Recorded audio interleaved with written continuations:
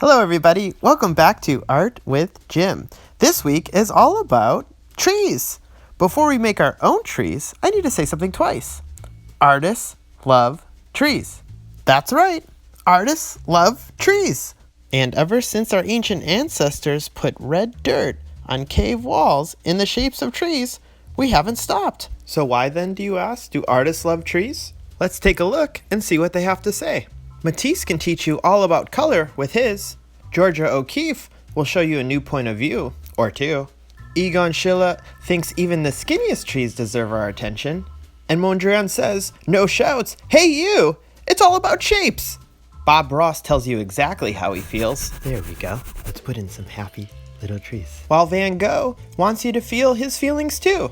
So next time you see a tree in art, just ask the artist. There's as many reasons as there are trees. Alright, now it's time to get our supplies together for the project. You'll need a piece of paper. I'm using thicker watercolor paper. And it's square. Why? Well, I think it looks good. I'm using tape here. This is optional, but I like to make a tape frame that I pull off to have a nice white border. A pencil to do my drawing, something to color my tree in with. I'm using slick sticks, which are like a really soft pastel, but you could use pastel, crayon, or even marker. A place to put paint, I'm using foil. And then some washable tempera paint. Because it's fall, I'm going to use yellow, orange, and red. I grabbed some sponges to put on the paint with, but you can use a paintbrush too. Okay, let's get started. I can't wait. So my first step is to use the masking tape to make a border. I tear enough pieces so that I have one for each side. And then at the end I get a little bit of magic when I pull it off. Time for the drawing. First I'm going to draw the ground right at the bottom of the page, and then I can start to draw my tree. Remember, 2 lines will make a trunk, and I can have that trunk growing up in any direction. Time for the tree branches. Remember, trees come in all different shapes, so I can make the branches go in any different way. So I'm just going to have them kind of spread out evenly along the top of the page. And don't forget the little branches. Okay, time for color. Notice I'm using blue. Look at all that wonderful art I showed you in the beginning, right? They used every color for tree branches. There is no wrong color. And believe me, this will work. I want to use color today, so I'm using blue, and I'm layering my colors. Here's a little bit of purple, and then, wow, look what happens when I add white. It all blends together.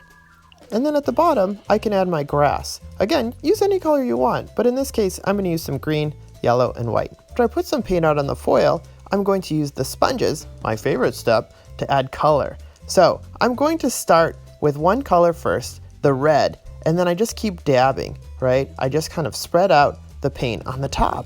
And check it out. Once I add orange, it will start to mix. And then finally, I can use yellow, and the yellow adds a wonderfully bright color.